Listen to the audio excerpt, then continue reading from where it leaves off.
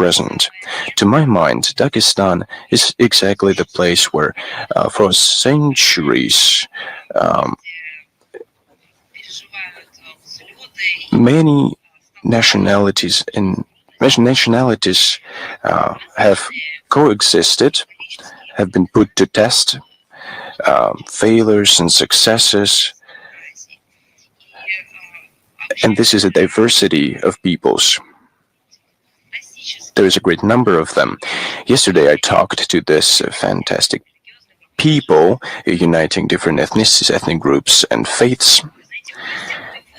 We came to a conclusion that this crossroads of culture is not something you would say referring to Dagestan. Crossroad is something you use to cross a country, but the cultures of this land harmoniously coexist here, and they demonstrate an amazing synergy of these cultures. Therefore, I invite everyone to visit the Republic. There are a lot of sites to visit, a lot of attractions. There's a lot of things to learn about, to relax. It's a fantastic place. So thank you very much one more time for this opportunity.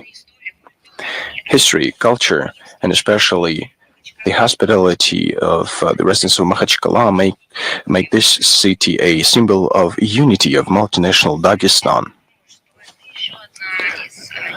By the way, it's one of the brightest facets of the Caucasus. Everyone who is interested in the Caucasus should visit the Republic because it's one of its main attractions. The past harmoniously coexists with the future,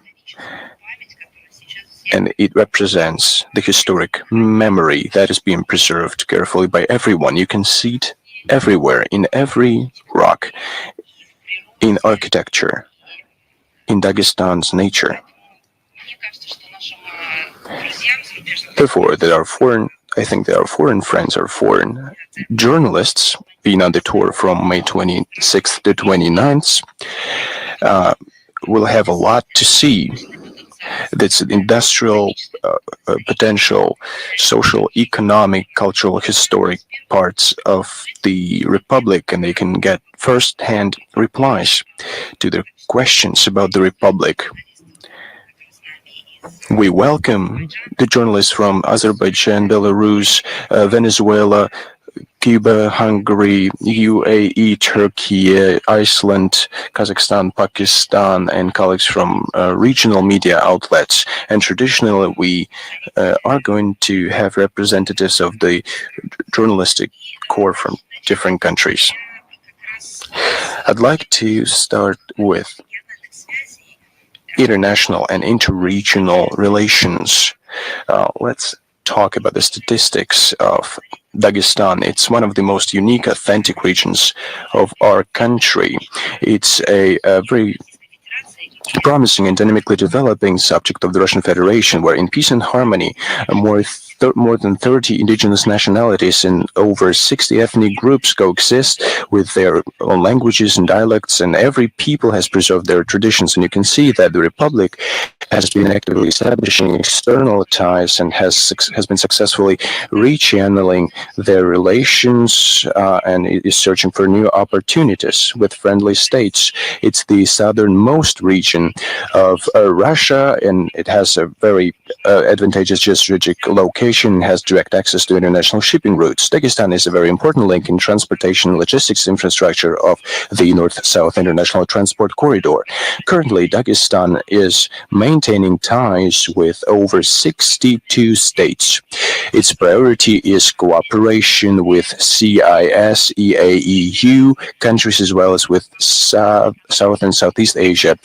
Actively developed are economic sectors like agriculture, food and processing industry, machine building. There are 7 industrial parks. Total foreign trade turnover of the Republic of Dagestan in 2024 amounted to $314.28 million. The main exports are going to Iran, more than 22%, Afghanistan, more than 6%, Iraq.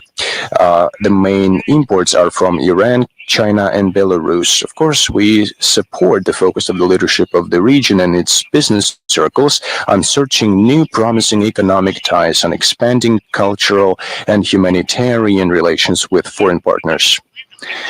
And indeed, the representative office of the Russian Ministry of Foreign Affairs in Makhachkala is providing practical assistance to the administration of Dagestan.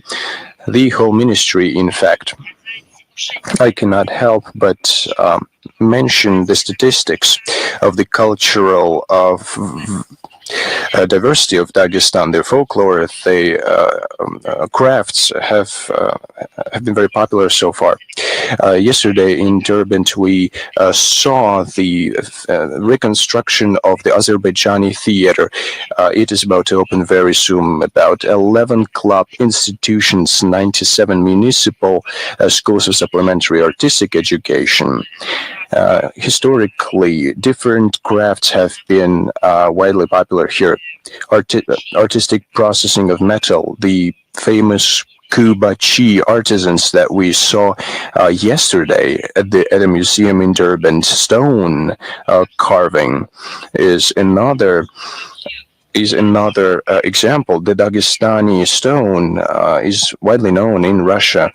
Wood carving, pottery production, and famous Dagestani carpets that have recently became known all over the world. In the Middle Ages in Dagestan, large centers of articles of artistic craft production have been established.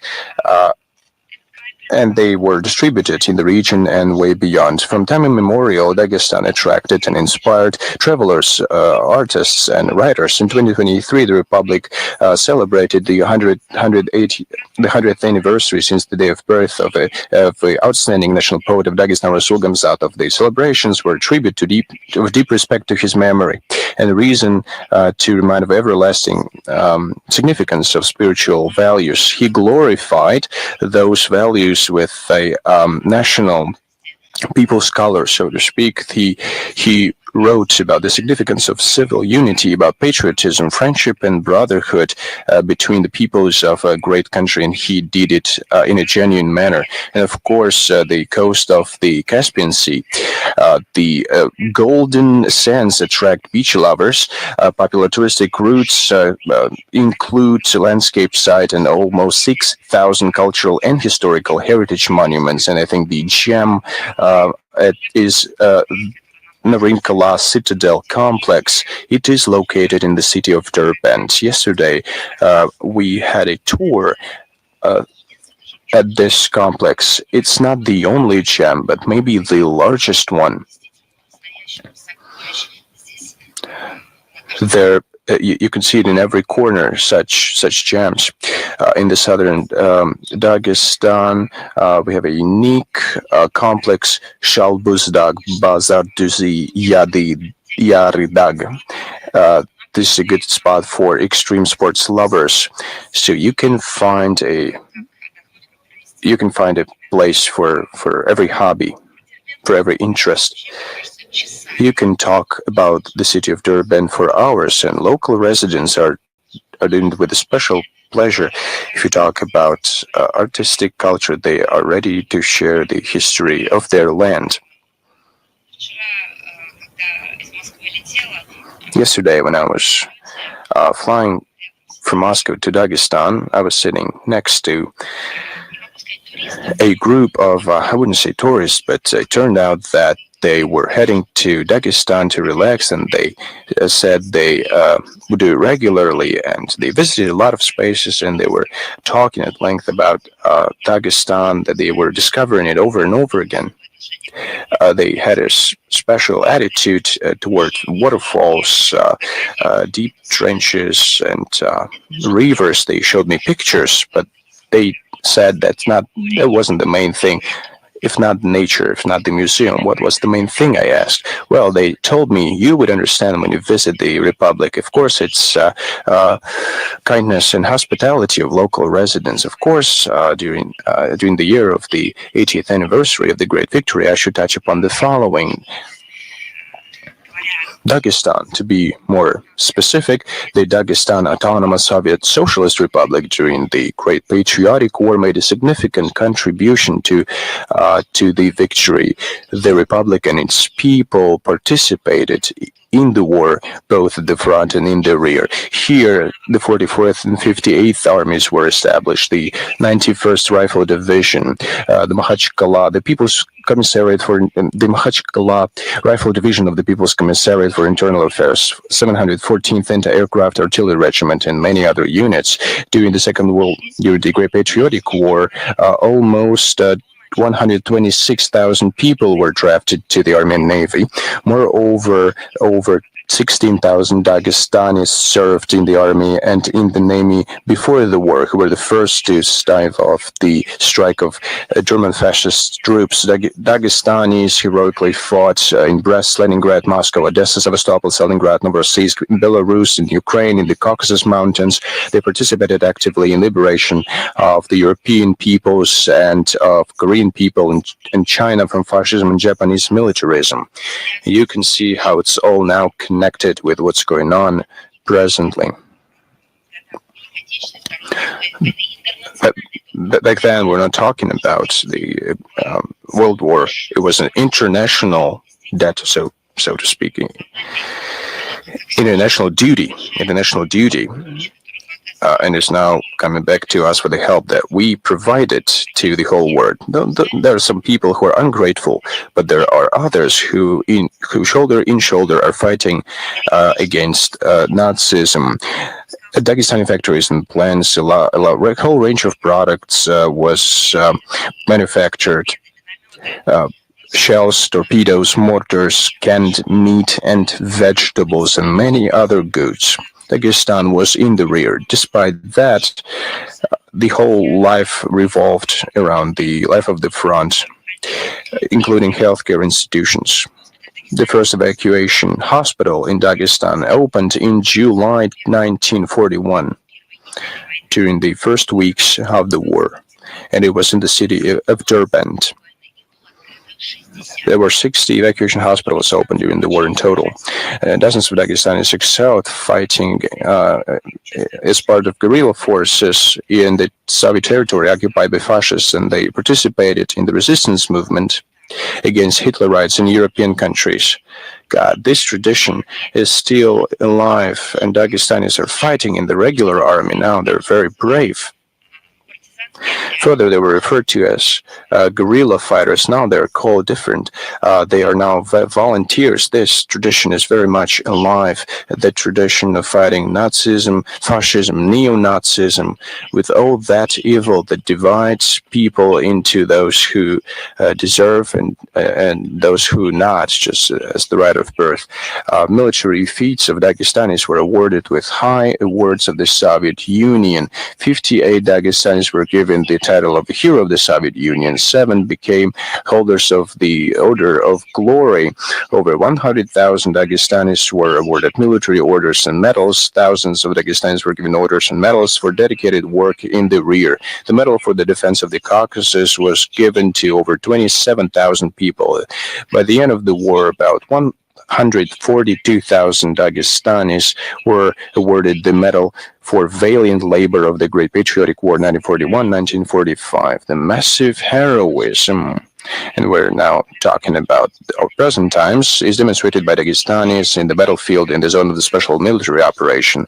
About 1,000 representatives of the peoples of Dagestan have been awarded military orders and medals, and this number is increasing every day. We have been preparing for the briefing, and we read about 9 Dagestanis who have been awarded the title of the Hero of Russia. Now there are 13 of them. It was a Dagestani, Nurmagomedov Gaji Magomedov was the first one who was awarded the title of the Hero of Russia for heroism and bravery demonstrated during the special military operation. He was commanding his unit and took an unequal battle. He was injured but continued to fire at the enemy, and he was covering his subordinates when retreating. He was encircled, blew himself up with a grenade, and blew a dozen of enemies together with him. Russian President Vladimir Putin said, "When I see examples of such heroism, such as the feat of this young guy, Gaji Magomedov, who is a Lak from Dagestan, I would like to say, and I'm citing him, I am Lak, Dagestani, Chechen, Ingush, Russian, Tatar, Jew, Mordvin, and Ossetian." These are great words.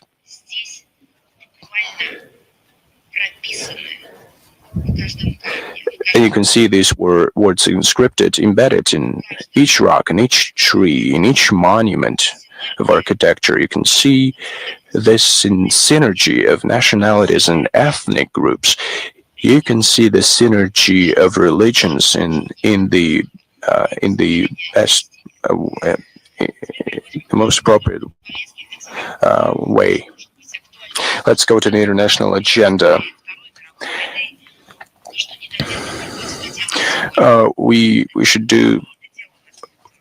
complete all the tasks that weren't completed in the past, and the guys at the forefront, in the vanguard, are doing this now. Now let's talk about the schedule of Foreign Minister Sergei Lavrov. Last time we talked about the events that are taking place today. I'm going to repeat it. Everything is published on the website, official website, in social networks account. On June 2nd, Sergei Lavrov will receive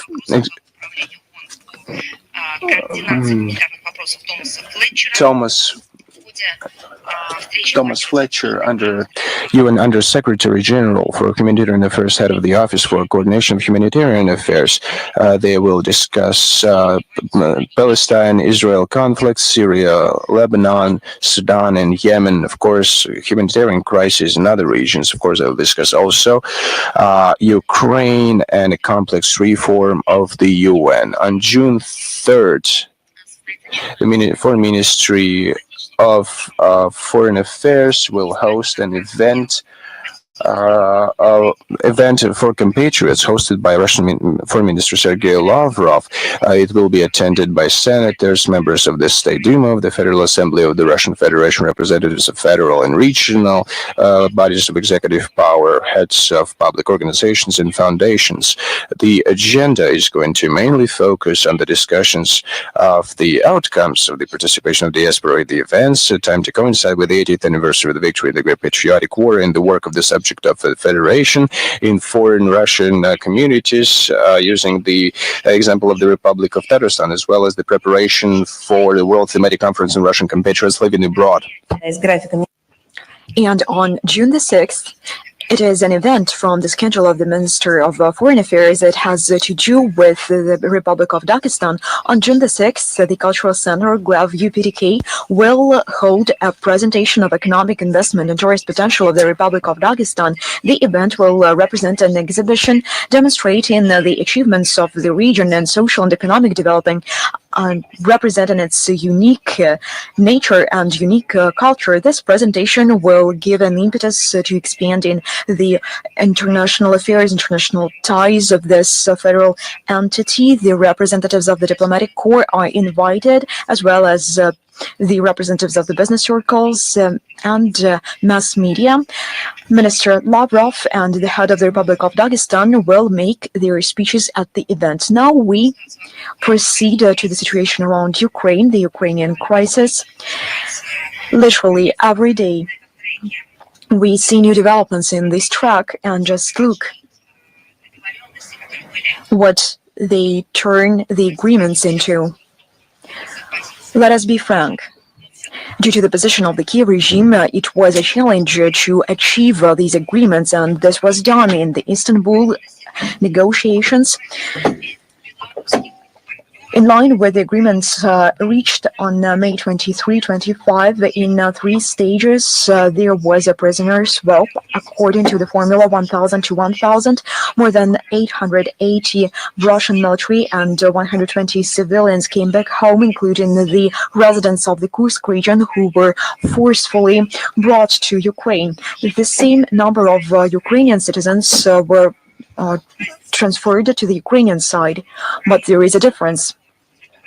None of the Ukrainian citizens were brought forcefully from the territory of Ukraine. In contrast to what was done by the Nazi soldiers in the Kursk region, Russia continues its work to develop a memorandum regarding the future peace treaty with the positions, potential deadlines, ceasefire, in case the relevant agreements are reached. As soon as the memorandum is prepared, I would like to note that the Minister of Foreign Affairs literally comments on the developments daily.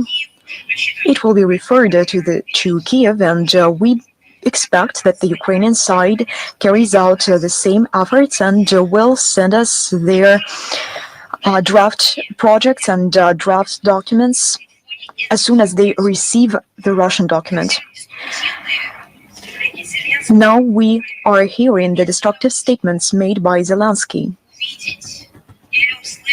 Instead of making any attempts to see or to hear those who are trying to focus on a constructive position, on the concrete results, he starts the escalation of this aggressive rhetoric. He attempts to shoulder the responsibility on Russia for slowing down, for prolonging this conflict, to accuse Russia of the lack of an aspiration of peace, begging for more and more weapons every day. He demands that the anti-Russia sanctions should be stiffened, and everyone is laughing at his face, even those who have been introducing these sanctions for numerous years, because these 17 packages of sanctions cannot be further stiffened, and it was insane.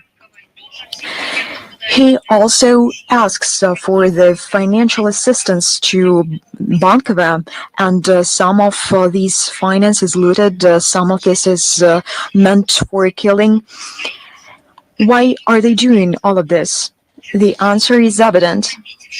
In order to hinder the potential peace process.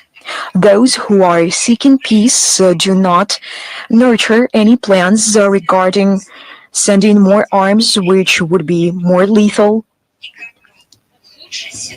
And how could they further deteriorate the situation in order to prevent any plans, some initial plans which were outlined in Istanbul to become substantial and realistic?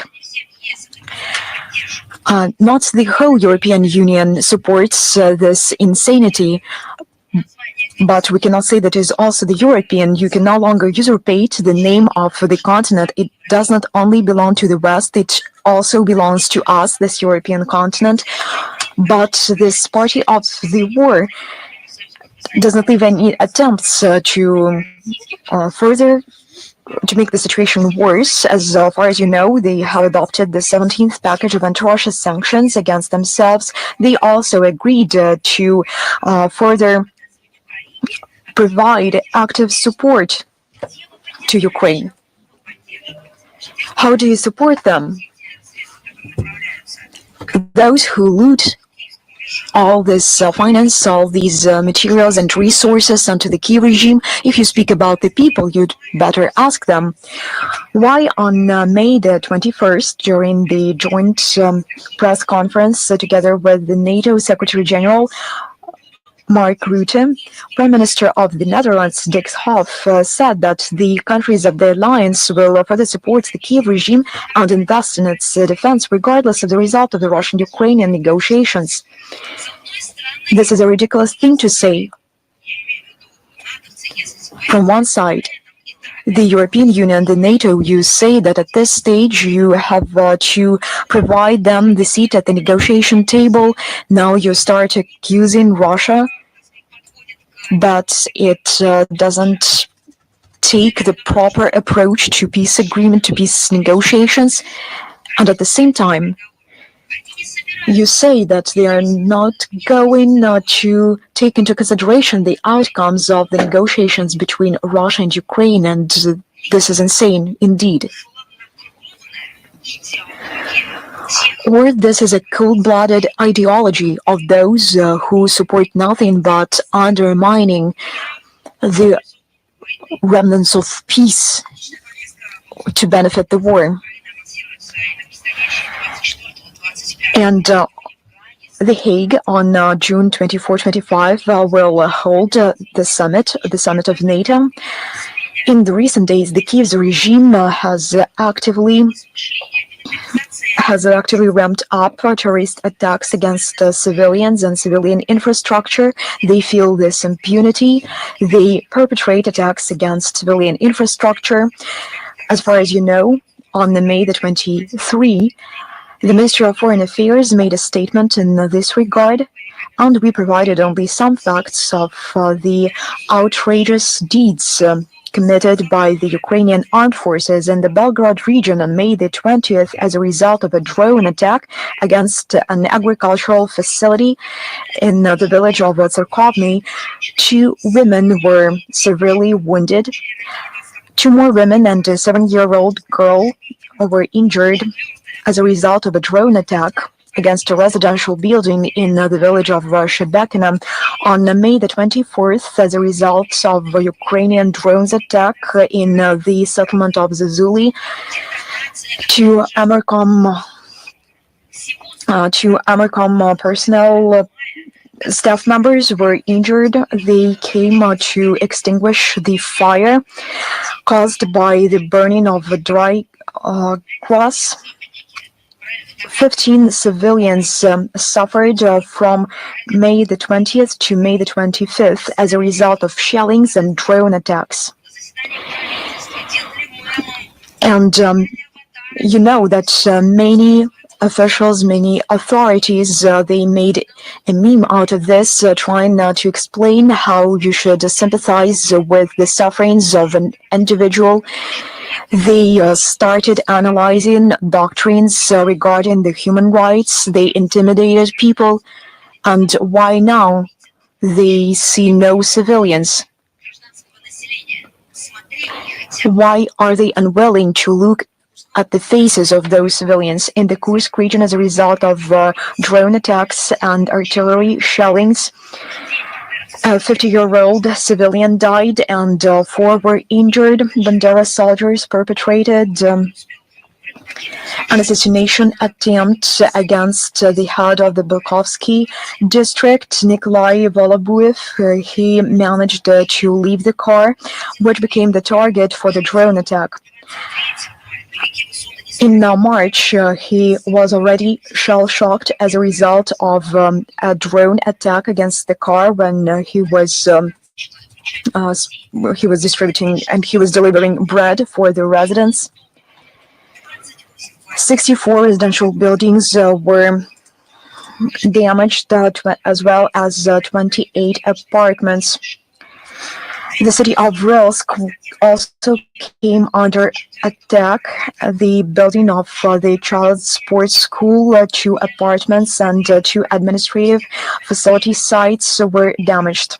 And I can see that in some time for the American and British tabloids, this will become a revelation. They will provide some sensation materials, some digits and numbers, and we provide this information on a daily basis. They are accessible to everyone, and behind all these attacks, there are the names, the dates of births, and the dates of death of real people, the places where they were treated in hospitals, but they are no longer interested in this. Remember what was the case with Bucha? There are no names, no last names, no dates of birth, and no places of death, but the name became a meme for Western journalists. It is as if they started a hunt against civilians. On May the 22nd, as a result of drone attacks against the settlements and villages close to the border. A civilian died and 2 people were injured. On May the 23rd, 2 people died and 1 was injured. When I spoke about damage in residential buildings and the children's sports school, 5 people were injured and became the victims of these attacks. As a result of targeted strikes against the region of Kherson, 1 person died and not less than 10 were injured, including a 17-year-old girl. According to the investigative committee of the Russian Federation, during the special military operation, more than 43 Russian regions became the target of Ukrainian armed forces attacks. They understand that they are suffering losses and very tangible ones at the battlefield. That is why they are targeting civilians,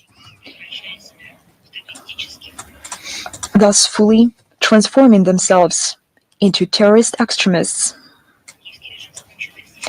The Kiev regime, using terrorist methods, is trying to create the so-called illusion of their capacity to hold negotiations when they have no position of strength. But in reality, they demonstrate their incapacity to do anything, and at the same time, their pathetic essence and their pathetic nature. Russian courts are still announcing sentences for Ukrainian neo-Nazis and mercenaries for their military crimes. The mercenaries from Georgia, United States, and Australia received 14 years of imprisonment. The militants of Ukrainian armed forces, Vitaly Lutsenko, Sergei Chumasov, Yaroslav Zubritsky, Alexei Bolshakov, Arsen Stegar, Mikhail Shkoda, and Andrei Dolgy were sentenced to imprisonment from 15 to 18 years. Since the year of 2014, the Investigative Committee of Russia launched more than 7,000 criminal proceedings against 1.5 thousand of Ukrainian soldiers and mercenaries. These crimes were perpetrated against 132,000 people, 24,000 of them are children. These sentences are announced both in presence and in absence. More than 24,000 of children died or suffered. Where are the specialized agencies? Where are special ambassadors of different intergovernmental or non-governmental structures? Where are they? They were running around the world with one photo of a Syrian boy who was alive, as they learned in the end, and now we're speaking about 24,000 of children. The investigative authorities of the Russian Federation will further collect evidence to bring to a responsibility of Ukrainian neo-Nazis. On May the 22nd, the Minister of so-called Finance of Ukraine, Sergei Marchenko, offered the European Union to fund the Ukrainian armed forces with the simultaneous integration into the defense system of the European Union. From the point of view of the Kiev regime, it will cost nothing. It will cost nothing. How do they count this? How do they calculate this sum? And in return, the European Union, according to the statements of Bankova, will receive the strongest army in the world. They suggest that the expenses should be distributed between the member states of the coalition of the willing. Marchenko, as if nothing had happened, stated that this decision has a number of strategic advantages for Ukraine, including keeping the strategic stability in the year of 2026. It refers to the idea of Zelensky he's obsessed with to promote the funding and to provide for the Bandera regime. This all is happening against the backdrop of the dominating large-scale corruption on Bankova and among the authorities. Now they want to get into the European Union funds in order to decide what they should take and in what amount. The avaricious embezzlers from Bankova continue to generate different methods of prolonging their this state of affairs at the expense of the European Union. It is very dubious that Ukrainian neo-Nazis can be a contribution to the defense of the European Union. Did they manage to help the Western Union, the European Union? Did they anyhow demonstrate their creative potential? Did they push the Western Europe from the point of the economic crisis? It is not a rhetoric question. It has a practical dimension. The essence of the Kiev regime was revelated by the following fact. They mocked the killing in Madrid. It took place on May the 21st. The former head of administration under President Yanukovych, Andrei Portnov, who had previously announced their plans to publicly reveal the corruptioners of the Zelensky regime. They were very happy to announce every smallest detail of this killing, how they dealt with this dangerous opponent. And to elaborate on what I have already said, how many Ukrainians are beyond what they call their motherland. They suggest that everyone else in the world protects it, and they will just watch it happen. At every possible occasion, they continue to leave their motherland. According to the Ministry of Economy of Ukraine, since the beginning of 2025, not 2022, in the matter of these several months, more than 100,000 people left Ukraine. More than 7 billion refugees are now residing all over the world. They gained this status in some places of the world, but it is difficult to describe them as refugees. But you should not doubt that the real digits, the real numbers of migration from Ukraine are considerably higher. Every fourth child in Ukraine is willing to go abroad. They all are frightened by the prospect to become the cannon fodder. And they did not make this up. This all is based on what they are being told.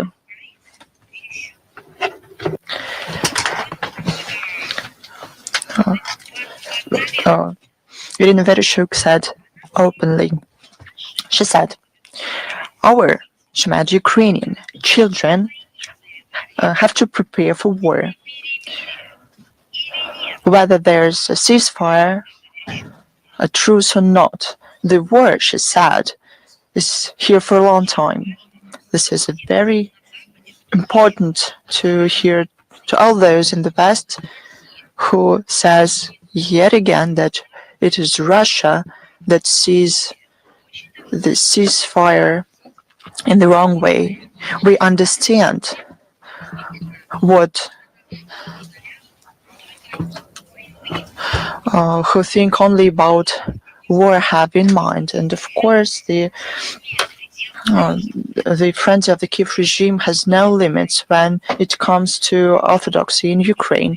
On May 20th, it sounds terrible, but I cited the transition period established by the law to defend the constitution in the religious organization expired. And officially, among people, it is known as the law banning the Ukrainian Orthodox Church. According to it, the Zelensky regime is going to launch their procedure to inspect religious organizations to find their affiliations with the Russian Orthodox Church. But what is this?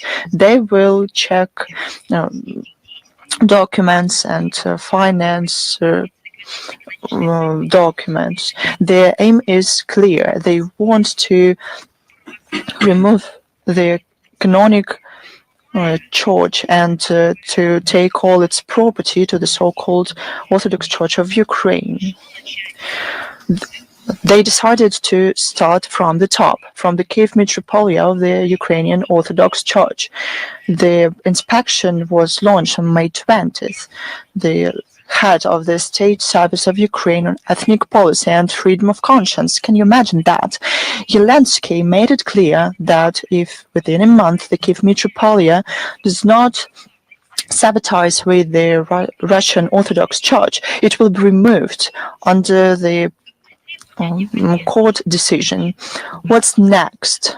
Do they want them to refuse Jesus Christ? They want to destroy the true values tested by thousands of years that are part of the worlds of civilization and to establish their own values. 8 years, something like this, there was an attempt to do the same thing, but it was futile. Now, some 8,000 parishes of the Ukrainian Orthodox Church on the territory under the control of Ukraine are threatened to be closed down. They are going to close down 8,000, I'll tell you one more time, parishes. They want, I quote, clearer. They want the representatives of these parishes to make clear official statements that severing ties with the Russian world is irreversible. That's how the neo-Nazi regime implement their policy to destroy the canonic church in Ukraine. And they do it under the motto of freedom of religion. And their hatred towards everything to do with Russia, with true orthodoxy, Ukrainian officials are becoming schizophrenic. All of these facts I mentioned can be checked. The director of the National Reserve, it is even difficult to imagine or to pronounce reserve. The Kiev Laura, now it's called like this. The head of this reserve, Ostapenko, enthusiastically started to look for the agents of the Kremlin among the paintings of the monastery, and he publicly called them made in the Empire style, and called them the frescoes of the Russian world. I'm not going to cite those crazy words that he said about the saint people. They were saint for many centuries.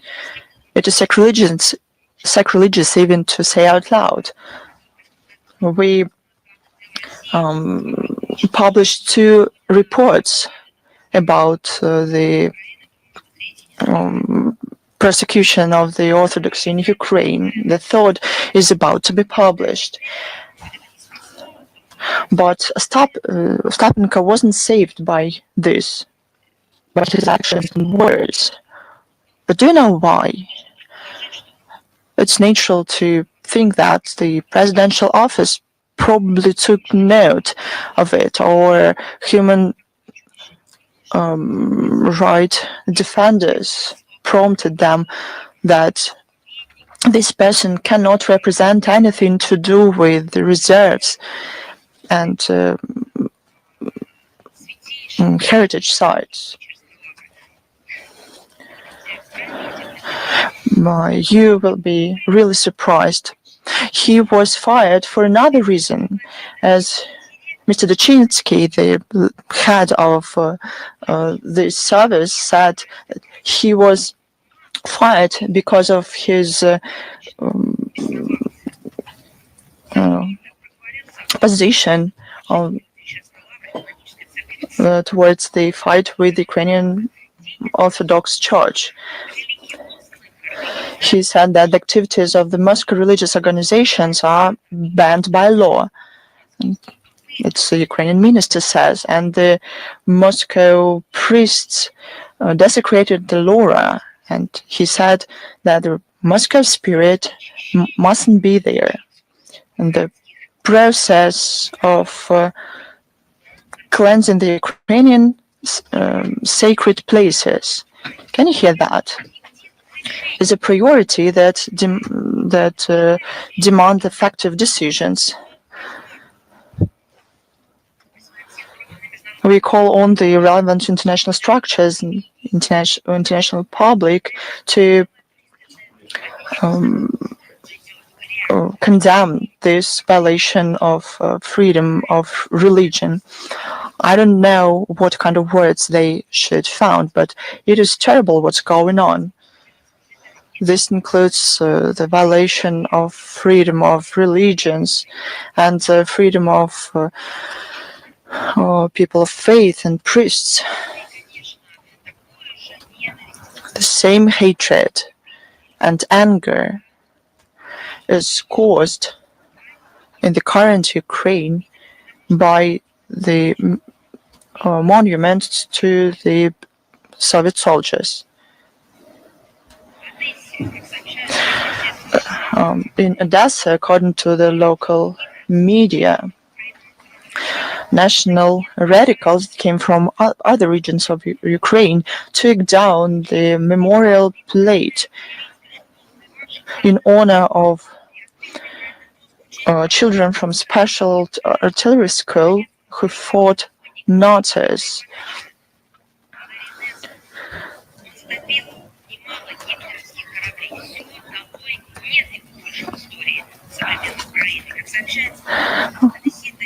According to the information available, the residents of Odessa were very negative about the activization of these neo-Banderovich provocators, and they established teams to protect monuments.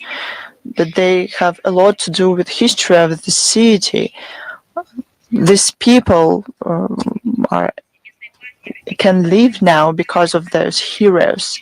In the village of Sursko-Litovsk, the local authorities and radicals took down a memorial plate dedicated to residents who fought with Nazi invaders. In the village of Kravagi, the order of the war from the memorial was taken down. It was dedicated to the liberators from Nazis. They even came to the memorial to Peter I in Poltava. It was erected in 1849. It was erected in 1849, and it endured all the eras and epochs, the shift of historic paradigms, cold and hot wars. But it didn't endure neo-Banderovics. It was taken down. But their aim to forget the history of Russia won't be achieved. All these memorials will be revived. There's no doubt about it. Now, despite the fact that I quoted a lot of crazy things, I would like to draw your attention because no one can really believe this. They now get to Yuri Gagarin. They destroyed the memorials to Catherine II, Grigory Potemkin, within their fight with the Soviet past. They destroyed the monument to Catherine II while fighting the Soviet past. Can you hear that? There's information in the media that nationalists from the movement Decolonization.Ukraine demanded to take down the plate with Yuri Gagarin with the words in Russian language. This street is called in honor of the first cosmonaut on the Earth, a hero of the USSR, Yuri Gagarin. They are taking down monuments to people, but what gives all these acts a special sense of craziness?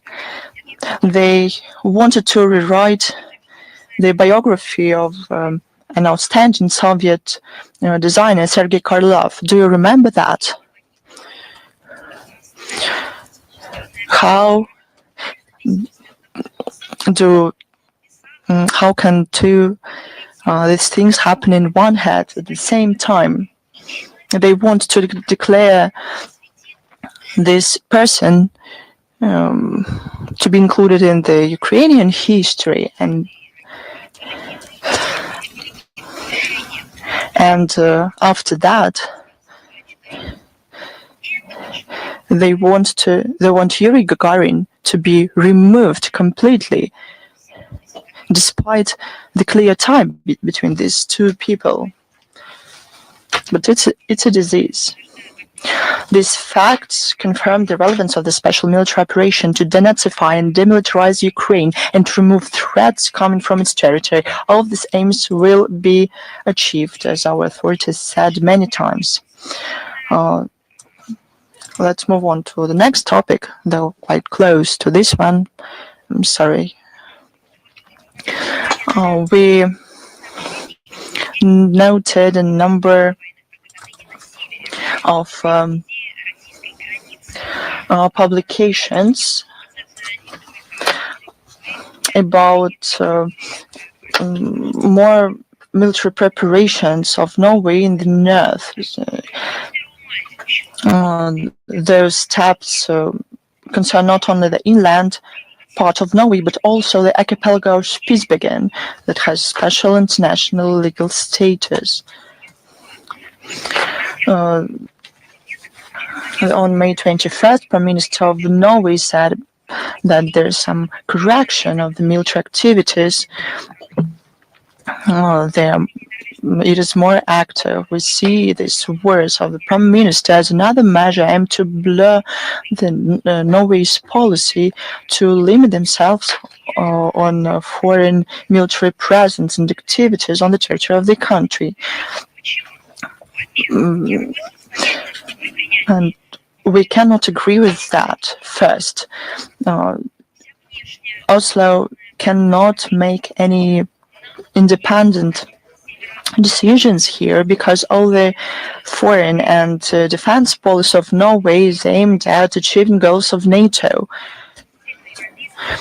One more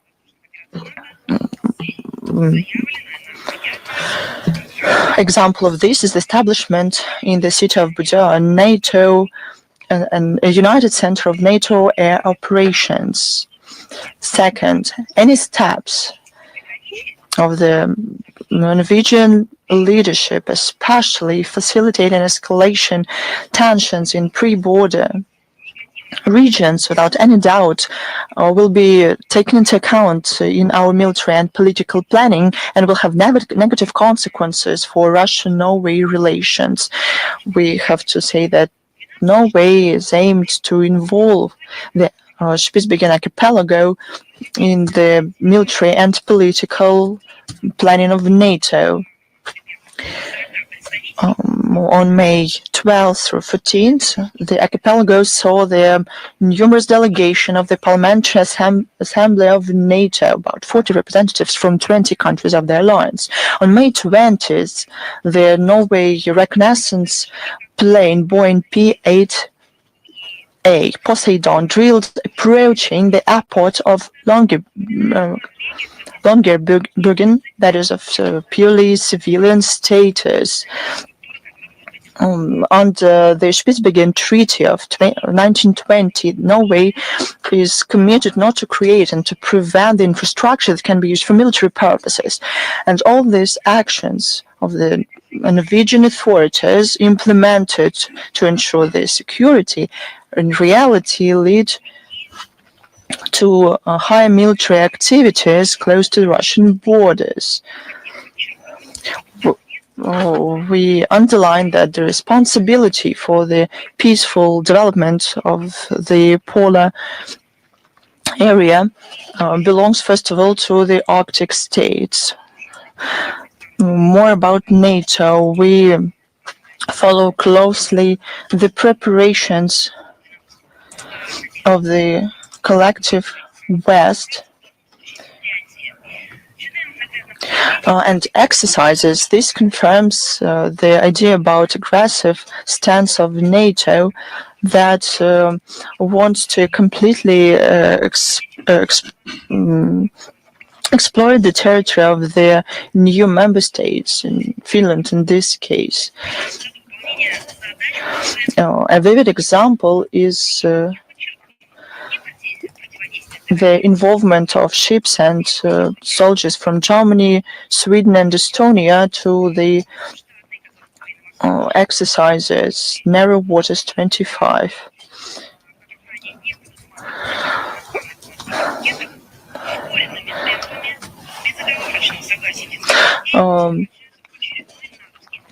Now, the Finnish authorities agree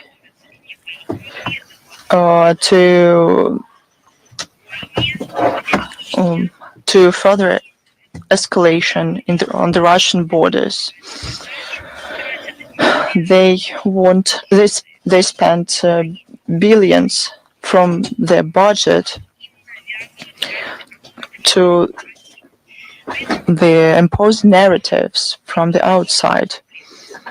They have internal issues, first of all, in social and economic sphere, but the authorities ignore this completely. There's an impression that they're pushed to some kind of precipice and they don't even understand where they're moving.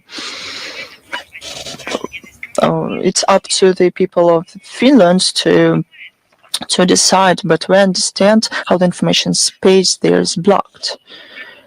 And a lot of people don't really understand what's going on and what is happening.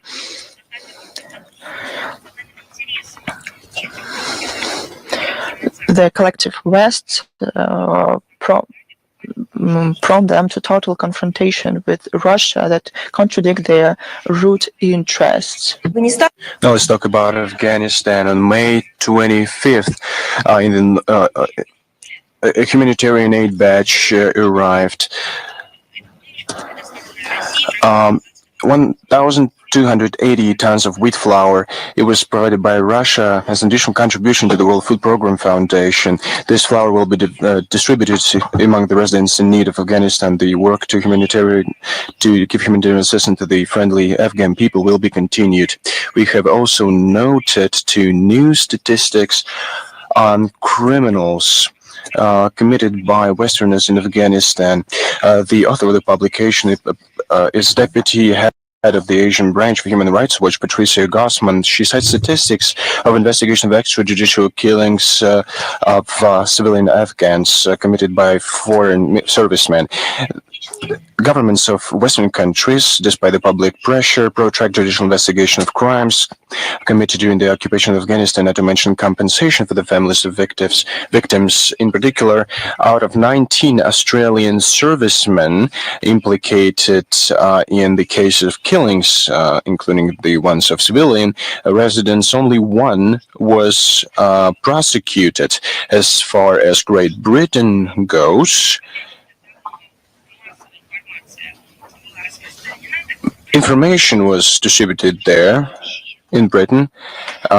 There was no investigation of such cases there. On our part, we welcome all calls of human rights defenders who require a proper retaliation for crimes committed by Western servicemen during the occupation of Afghanistan and prosecute all those responsible. They have created quasi-structures, international criminal courts, and they create agenda for these quasi-structures, and they tell stories. Here are the facts. You can see the victims, their families, and we have evidence that we know those who killed Afghans. We have statistics, dates, everything has been supported by relevant documents, but no one is interested in looking at them. Why? Well, to a larger extent, because they are led or guided by segregation logic. There are some people who deserve to be protected by human rights, and those who shouldn't even know that they have rights. And secondly, any reason, be it international, legal reason, domestically or internationally, is used not to achieve justice, not to seek truth, not to implement the legislation in practice, but only to make it follow the line of geopolitical aspirations. Now, South Sudan, we saw escalation of tensions. It causes deep concern. We see clashes that leads to casualties, including among civilians. The situation is exacerbated by this ethnic component. We believe that the solution by force is not possible. A new round of escalation of armed confrontation in South Sudan is a challenge for the whole sub-region. It is full to the brim with negative factors. These are domestic conflicts in Sudan and Somalia, in the east of the Democratic Republic of the Congo, instability in the African Great Lakes and in the Horn of Africa, geographical proximity to the Sahel region with a whole number of problems. Thus, prerequisites are created for wide destabilization in the conditions of transparency of the borders. It contributes to a transfer of operatives and illicit arms trade and other criminal activities. It's very important to look at the efforts of African community to peacefully end block military and political crisis in South Sudan. We hope that the South Sudanese sides will use support African partners' help and will show political wisdom and will help to curb the further escalation of the armed conflict and return to updated agreement and peaceful settlements of conflict of the Republic of South Sudan of September 12, 2018. Now let's go back to the celebration of the great victory in the Great Patriotic War. Now let's see what happened on May 9th with our foreign partners and allies. Like-minded countries celebrated the 80th anniversary of the great victory. Well, let's see how our foreign allies and the anti-Hitler coalition celebrated this event. Well, you saw this. For example, for Global Affairs Canada was not really happy to celebrate this event and propose its own version of the Victory Day. Well, excuse me, how is that possible? How can they have their own version of the Victory Day? Well, they celebrated the Victory Day. They had proper legislation. We receive foreign guests who, in line with the historical truth, reaffirm their approaches towards what is a objective truth. What kind of a or no version of the victory can they have. They deliberately distort the memory of the victory of the war. It demonstrates their deep ignorance and their evil intentions. They discredit the Canadian side, first and foremost, who is guided by momentous notions, and they're following the Russophobic line against themselves. So, of course, it especially outrageous because official Ottawa is allowing itself slanderous allegations. At the same time, at the national parliament, they give a standing ovation to the Nazi collaborationist of the 14th Waffen Grenadier Division of the SS 1st Galician, Yaroslav Gunko. Annually, Canada votes against the resolution of the General Assembly on the combating the glorification of Nazism.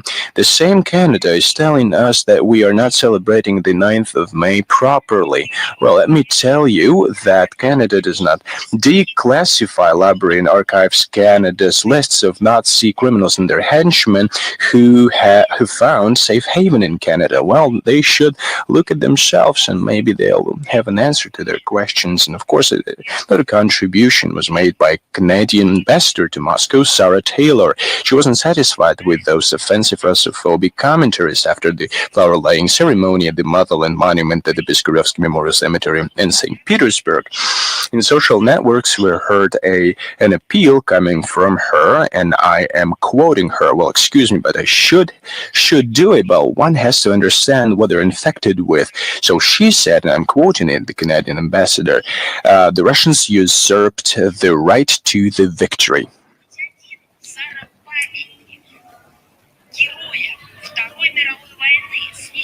Well, have you rescued a single monument dedicated to the heroes of the Second World War?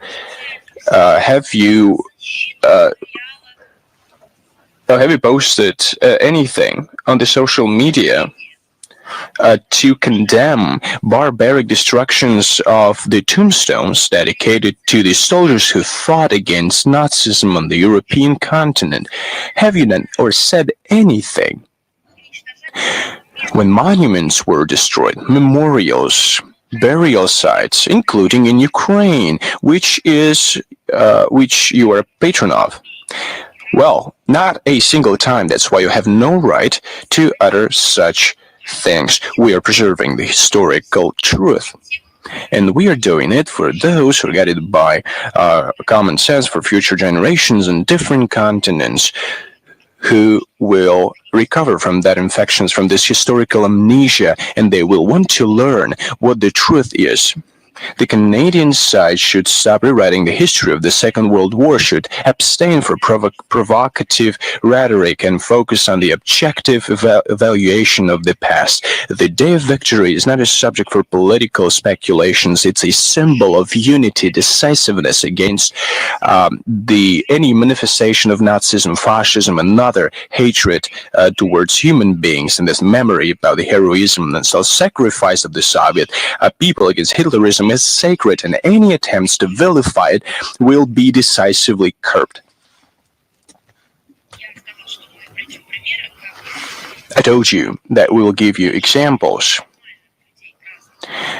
to compare our celebrations of May 9th or May 8th, is what they celebrate in Europe, the Day of Liberation from Fascism. Well, we'll compare those adequate manifestations of celebrations to anti-festivities of the victory over Nazism. Estonia, May 11th, Tallinn, 2025, the epicenter of the 80th anniversary of the victory. Our compatriots brought flowers to a long-suffering monument to Alosha. Well, they found a white spot and insulting inscription on the sculpture. The Foreign Ministry of Estonia received a note with a request to bring those guilty to justice and take measures.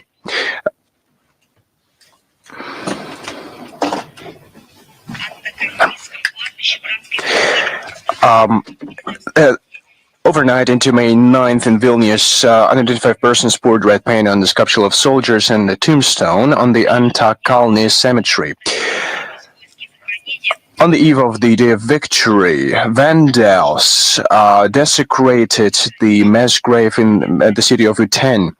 A part of the date, 1941, was covered with black paint, and they wrote 39 close to this inscription, the place of death of hero of the Soviet Union, Lieutenant Yefim Belinsky, close to the city of Klaipeda. Is another example. The concrete tomb was smeared with mud.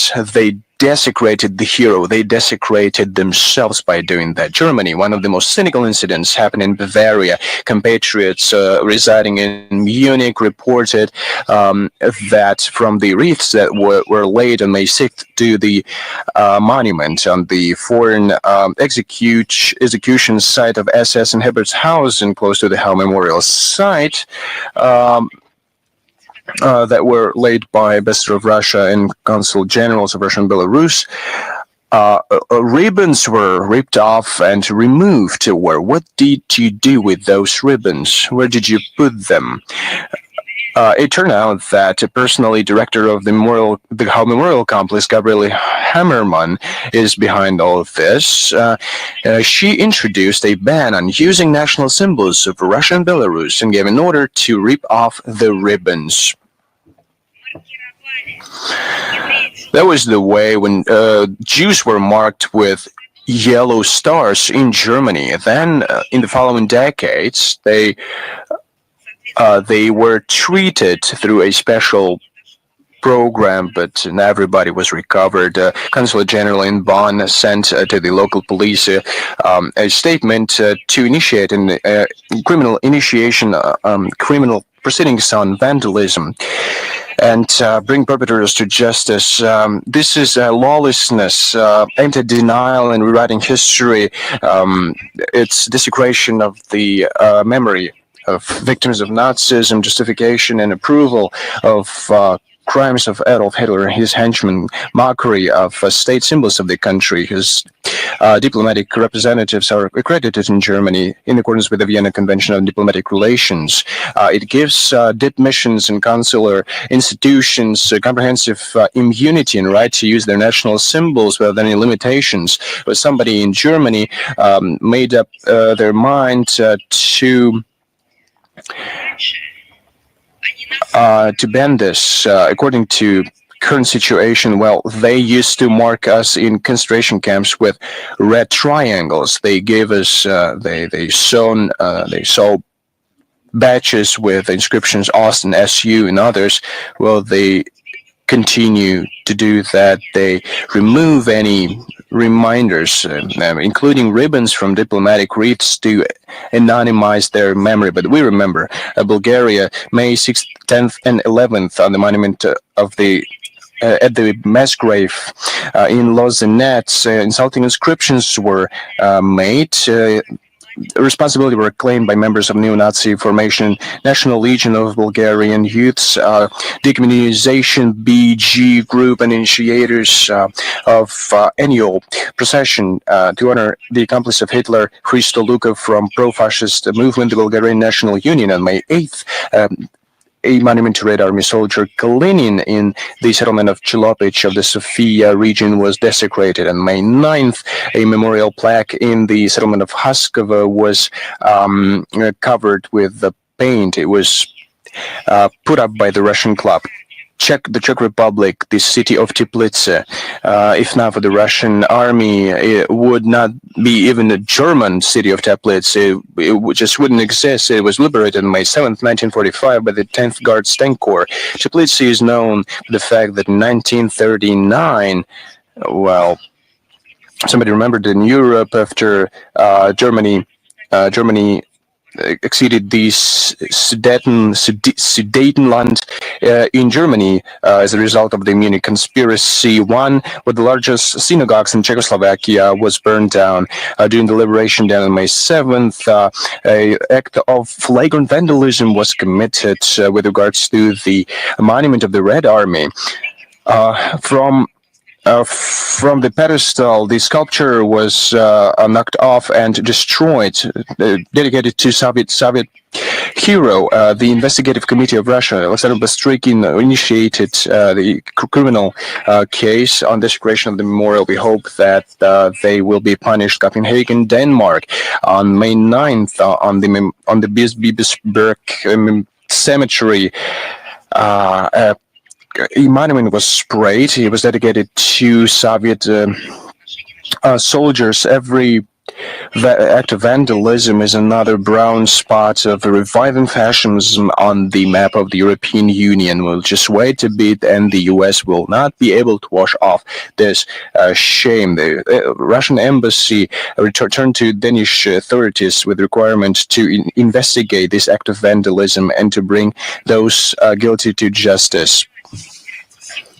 Today, the Russian Foreign Ministry will publish on this official website a report on the desecration of official monuments dedicated to those who fought against fascism and Nazism.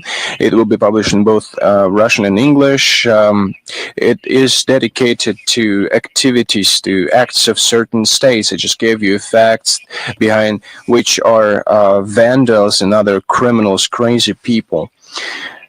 This report will give an assessment to the acts of states themselves. First and foremost, the Baltic states, Poland, Ukraine, who under the pretext of the special military operation conducted by Russia to intensify demilitarize Ukraine and protect the population of Donbass, destroy the Russian Soviet memorial heritage and their own heritage as well. Desecration to the fallen. They destroy ideological enemies, and all these manifestations became commonplace in the countries that listed in this report. They cover with the laws of the so-called decolonization. They demolish the memorials dedicated to Soviet soldiers. Their governments are now trying to consolidate the anti-Russian front at the same time. Why this has nothing to do with the decommunization? It is different. They are reviving the neo-Nazis because simultaneously with the demolition of the monuments to the heroes of the Second World War, they erect monuments to Nazi criminals. They enshrine on the legislative level that they protect them, and the actions of activists against monuments to the Nazis are persecuted, and they are clearing up the historical memory. In terms of the content, this document is based on the provisions of the theme-related resolution of the UN General Assembly, the fight against the glorification of the Nazism. The resolution underlines that the General Assembly is deeply concerned with the numerous attempts to desecrate and demolish the monuments, to transfer and to exhumate the remnants of the soldiers. The UN General Assembly, as well as the resolution, decisively condemns the incidents which have to do with the glorification and the propaganda of the Nazism. Please apologize me. Covering the monuments with drawings, is it a norm? Russia, as the country which suffered numerous losses in the Second World War and the Great Patriotic War, will never let anyone to forget the lessons of the past. Our country, together with our allies and together with the like-minded states, will continue its targeted activities in order to prevent the distortion of historical truth, including the liberation of the Central and Eastern Europe from Nazism. We are not going to publish only this report. We will also support the activities of the civil society simultaneously with the public structures, they themselves on their own, based on their moral values, perhaps based on their family history, or just the perception that one must fight for the good. They carry out these efforts and these activities. All what they do, the factual materials that they gather and collect, we will support them in this endeavor. The other day, on June the 12th, we will celebrate the 70th anniversary of the space launching facility Baikonur. It was the place where the humanity made a step into the outer step. We congratulate everyone who has to do with this event. It won't be an exaggeration to say that on Earth there is no one who doesn't know what Baikonur is. It was the place where the first artificial satellite was launched, as well as the first piloted flight, which was carried out by the Soviet cosmonaut Yuri Gagarin. Baikonur is the largest space launching facility in the world. Around 100.5 thousand cosmonauts and astronauts from the USSR, Russia, and other states were launched to outer space, as well as space shuttles as Vostok, Voskhod, Soyuz, and others. Orbital stations Salyut, Mir, and others were sent in outer space as well.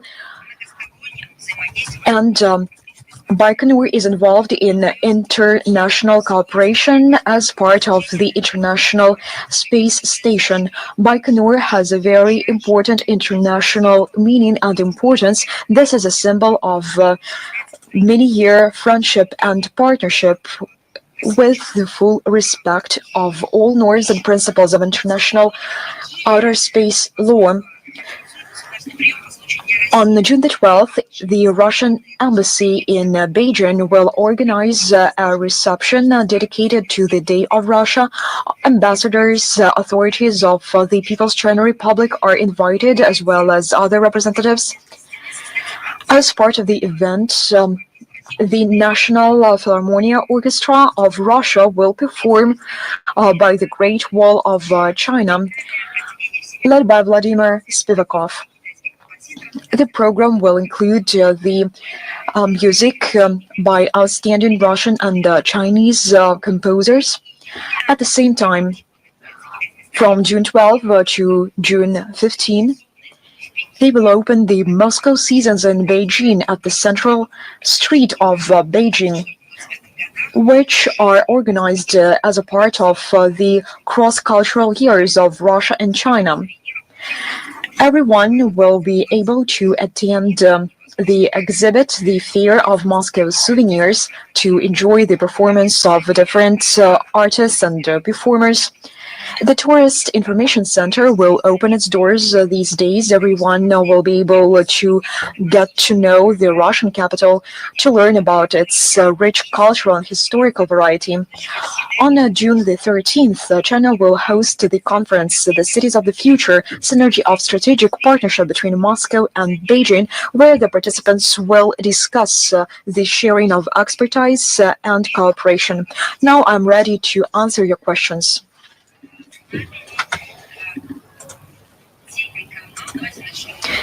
Let us start with the hosts.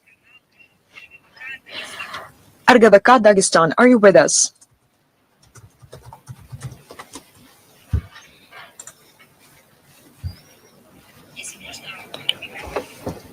Will you please turn on the microphone?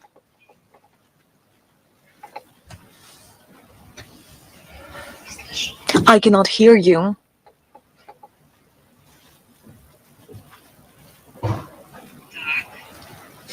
Well, colleagues, please tell me.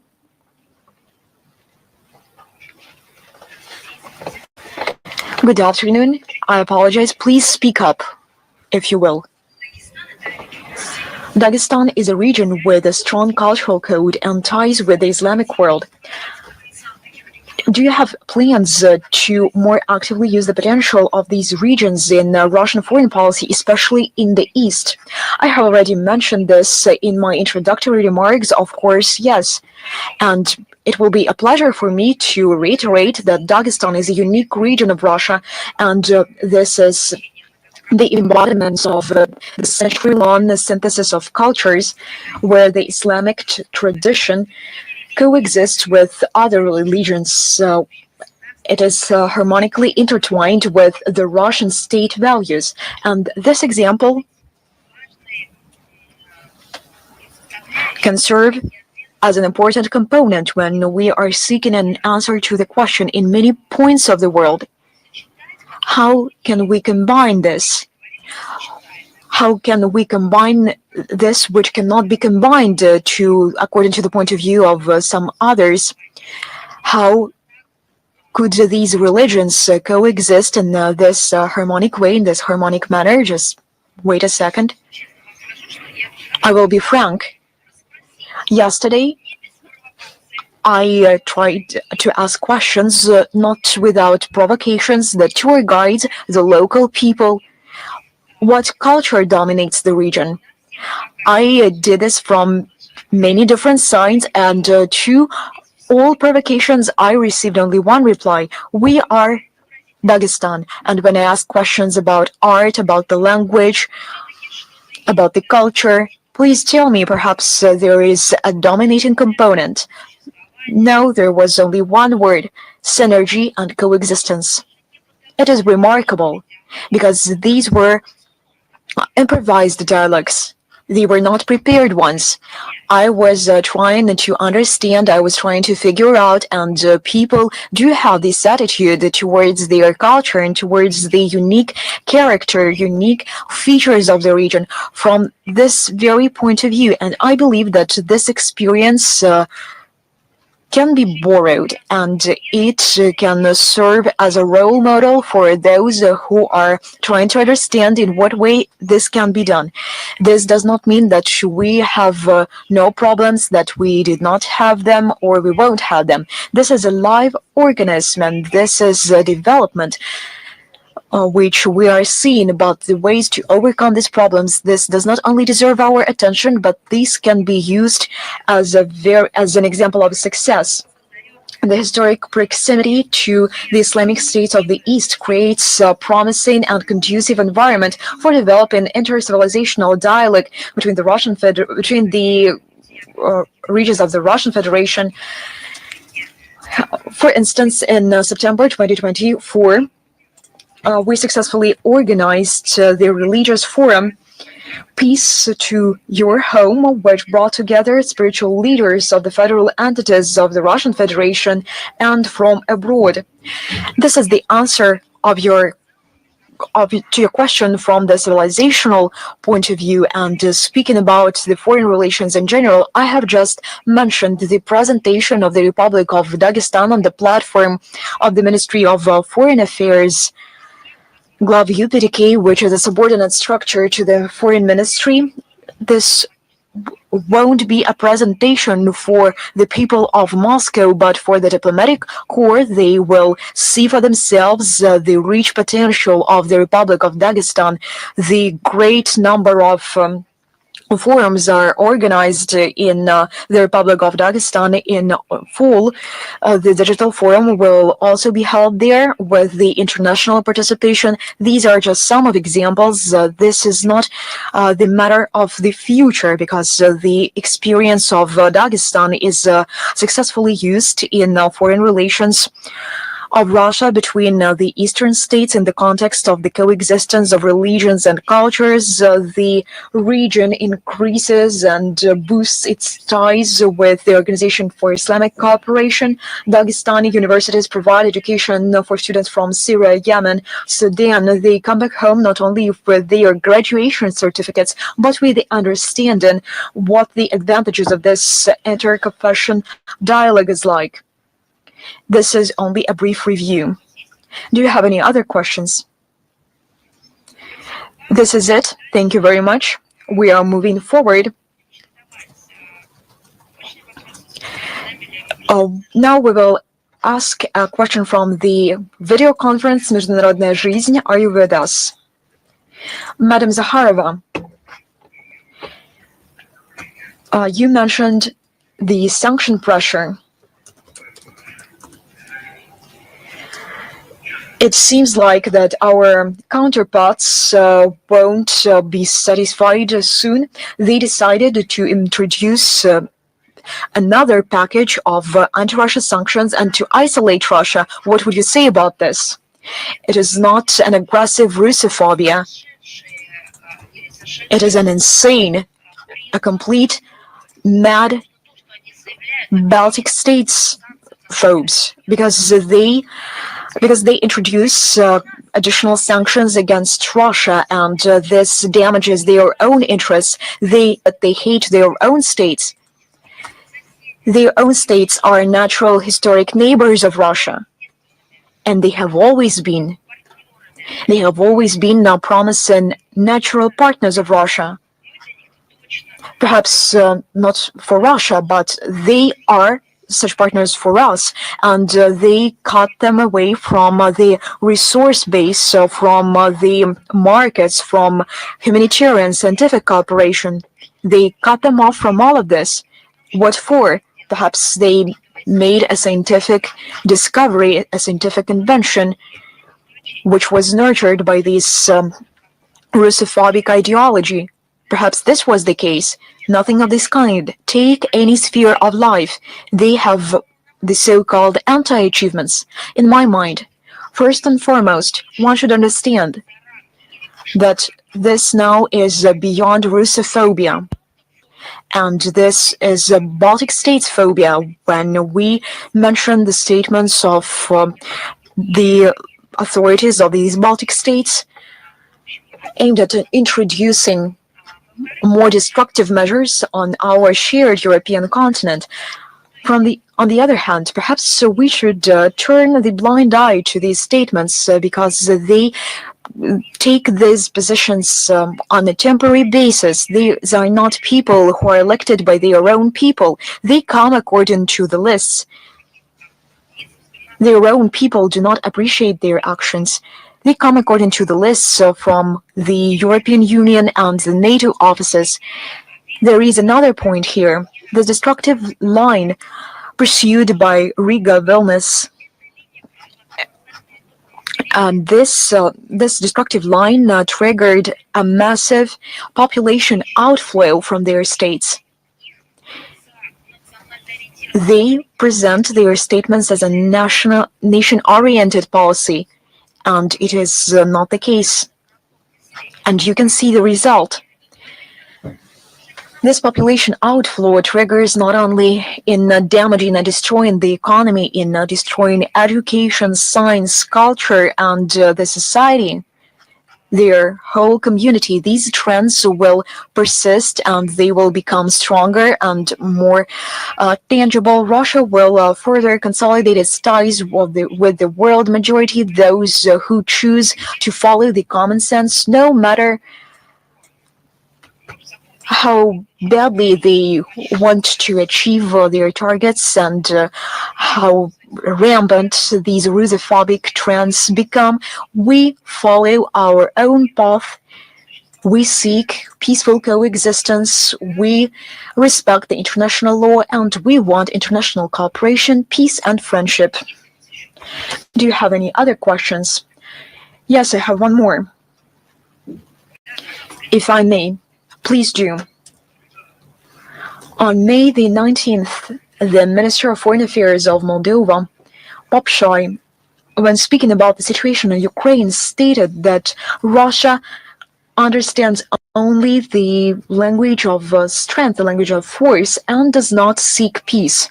What would you say of this? Perhaps Popshoi meant his own language. It is difficult for me to comment on this. But I warned everyone that when the Assad regime starts speaking and opens its mouth, they will receive facts and factual information in response.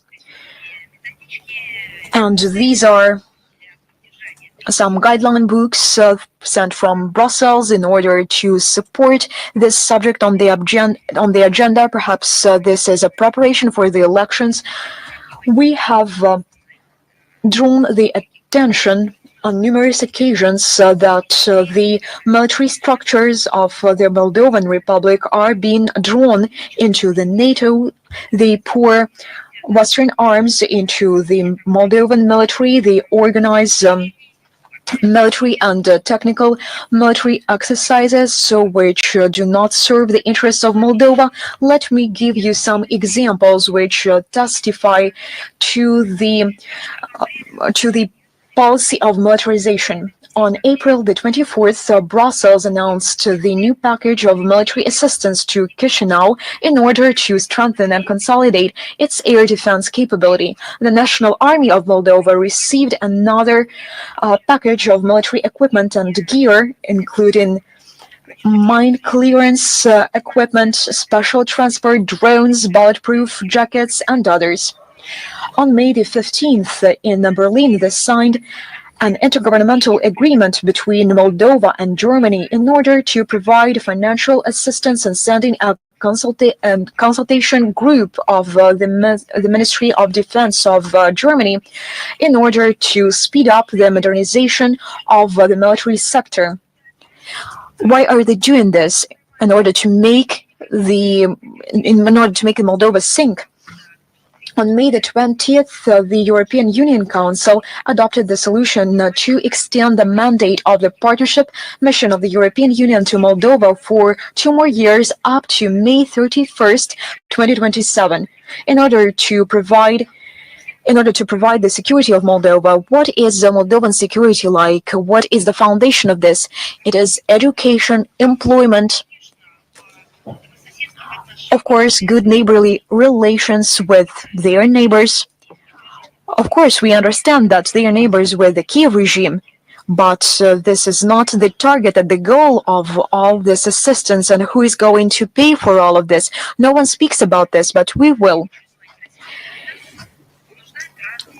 These are the citizens of Moldova who will have to pay for transforming their own state into another anti-Russia stronghold, because they will have to pay for the service of these many million loans. You remember very well these grants, these awards and others, and common people of Moldova, those people who strive to earn for their living, they will pay for these loans. And they will pay these sums of the assistance aimed at militarization.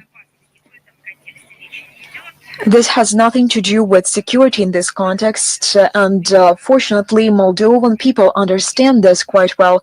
Our contacts with them, I met with some of them during the Russian St. Petersburg Legal Forum.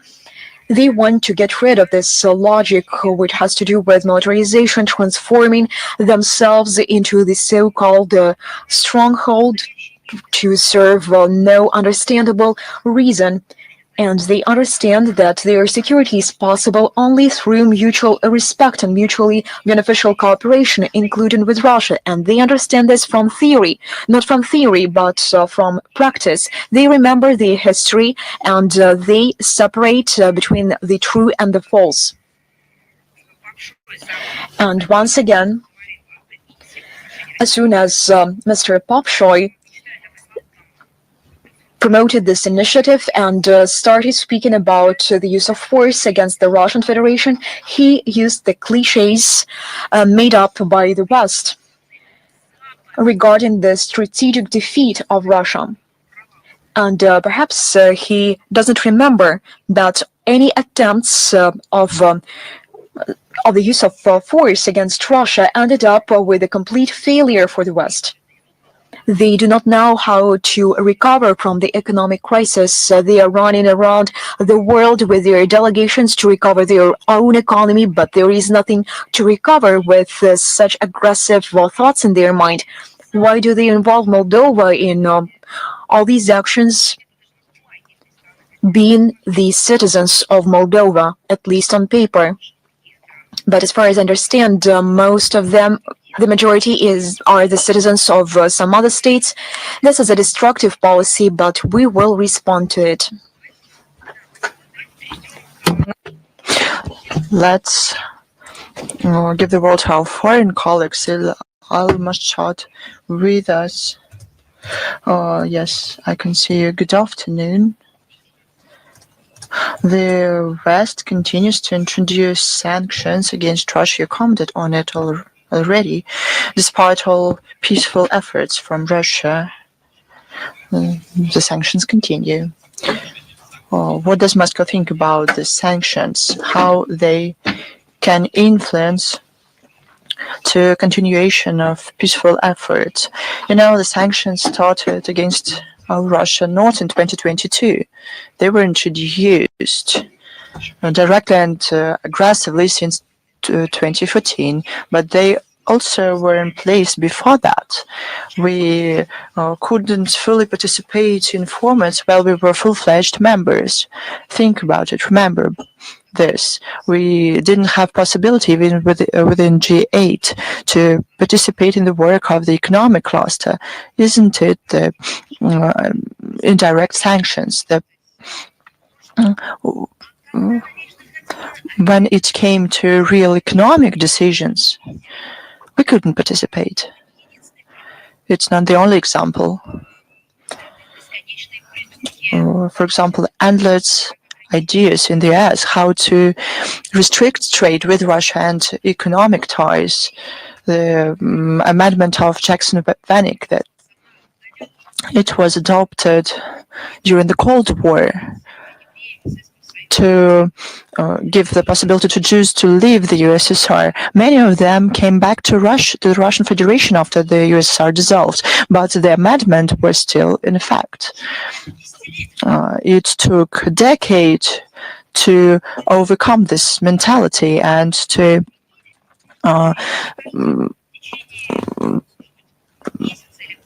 stop this amendment. But after a couple of years or a couple of months, the Magnitsky law and others were introduced. It was politically motivated, based on the aspiration to violate Russia's rights and to prevent us to fully participate in all formats. They used indirect sanctions and restrictions. When the situation in 2015 started with sanctions, we talked that they were anti-Russian, but since 2022, they moved to a full-fledged trade war. Now they have a new status. Those are not only anti-Russian sanctions, but these sanctions against the whole global community. They harm logistics. The problems with payments, blocking of accounts, sanctions replicate themselves to third countries. The story with how the sanctions can be used indirectly. They harm the whole international community. But what's the most surprising thing? Now they adopt sanctions and they do understand that they act counterproductively for their own countries. I cannot remember something like this. They enthusiastically destroy their own economies. How do we respond to this? We encourage our own industry and economy. We find partners from the countries of the global majority. We build relations, economic relations with them, and we compensate the losses that we suffer from the sanctions. We will always going to respond in the way that is beneficial for us on a large scale. Will bring our economy to a new level. Everybody should understand that it's not going to be the way it used to be. And we always will remember how the West betrayed us, and not only us, but the whole global majority. Thanks to you. You can do anything you want. So it is Dagestan, and guests are allowed to do a lot of things here. About the Russian base Khmeimim in Syria, it was attacked by drones, and Russian soldiers were killed because of it. Is there a real threat for Russian soldiers in Syria? Are there any ultimate agreements about Russian bases in Syria with the new authorities in Damascus? This question is in competence of the defense ministry, and they will be able to answer to your questions. As a representative of the MFA, I can say that Russia is prepared to build Russia-Syria ties effectively. We want to realize the certain possibilities that we have in our relations. Our leadership said many things about Russia's presence, military presence there, but it's in the competence of the defense ministry. So something like that. Let's move on. Yes, please. The youth of Dagestan newspaper. Many African countries in modern realities are drawn to Russia. They see a reliable partner in Russia, not a new colonizer that wants to enrich itself. But not all the African countries have Russian embassies and consulates. What are plans of the ministry to better be represented diplomatically in the African region? It's beneficial for our business as well. I would like to draw your attention to the statements on the occasion of the Day of Africa by Foreign Minister Sergei Lavrov. There was a reception organized by the MFA. It featured all the evaluations of this situation in Russia-Africa relations. Second, as to our presence on the African continent, diplomatic presence, it's getting bigger. In 2023, 2024, our embassies were opened in Burkina Faso and Equatorial Guinea. In December 2024, the government of the Russian Federation made decisions to renew activities of Russia's embassies in Niger and Sierra Leone, as well as to establish an embassy in South Sudan.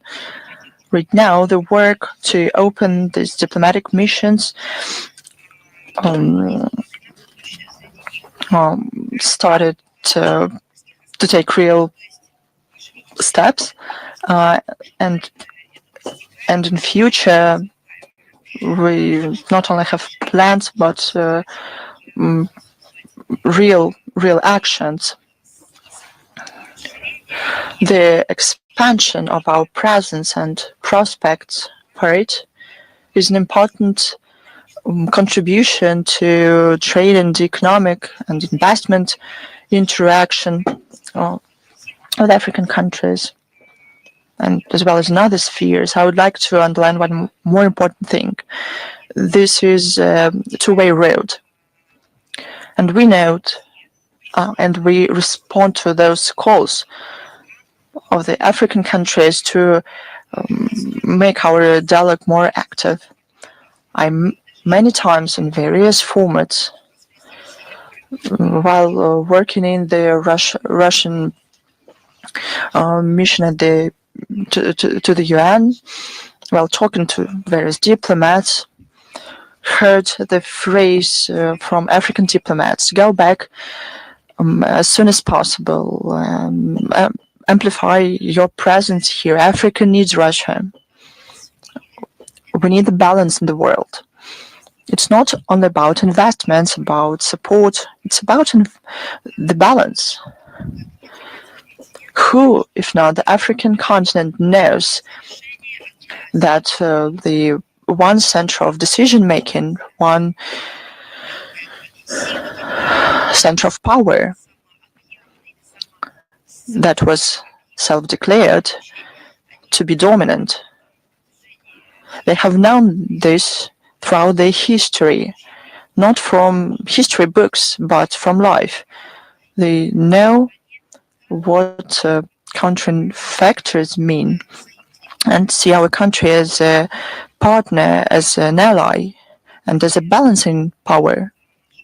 They see our position at the UN Security Council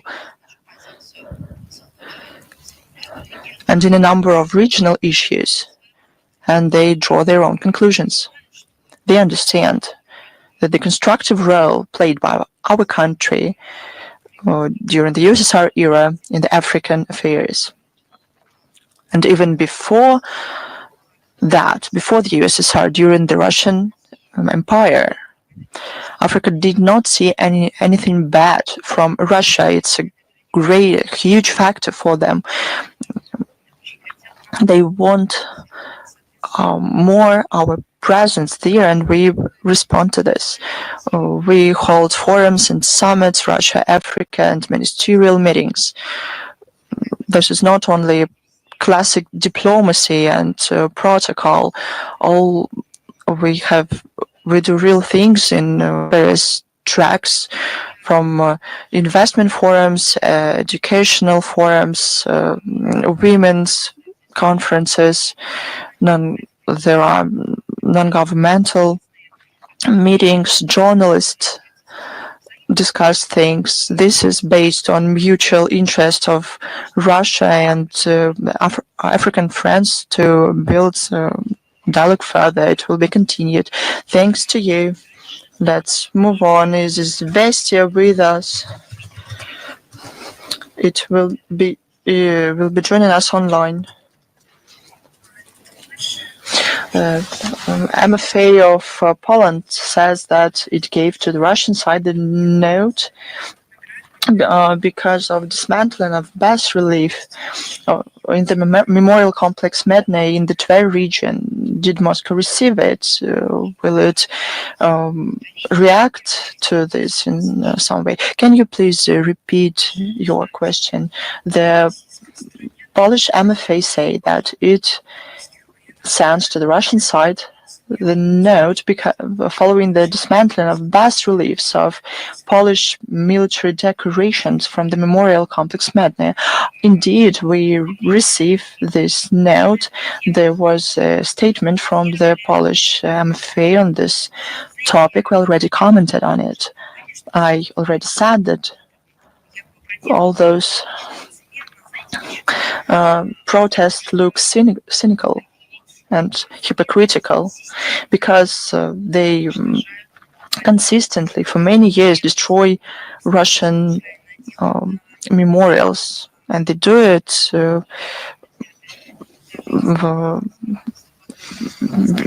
because they, in a targeted way, with agreement of authorities in some cases. And this is a special cynicism, because the note mentions bilateral documents providing for the preservation of burial sites and memorial places. Russia, for many years, has mentioned this and cited those documents, but what also ignored them. I have nothing to add to this. Thanks to you. Is Ria Dagestan with us? Good afternoon, colleagues, Madam Zakharova. I would like to ask you the following question. What are the prospects for Russia's cooperation with Middle Eastern and Caucasus countries in security and counter-terrorism? It is very important. Thanks. Thank you. You know, we consistently promote the idea that it is necessary to form a just world order that responds to the interests of universal and indivisible security. In this context, we give special importance to the development of relations with the Middle East, in the Caucasus region, first of all in the UN, and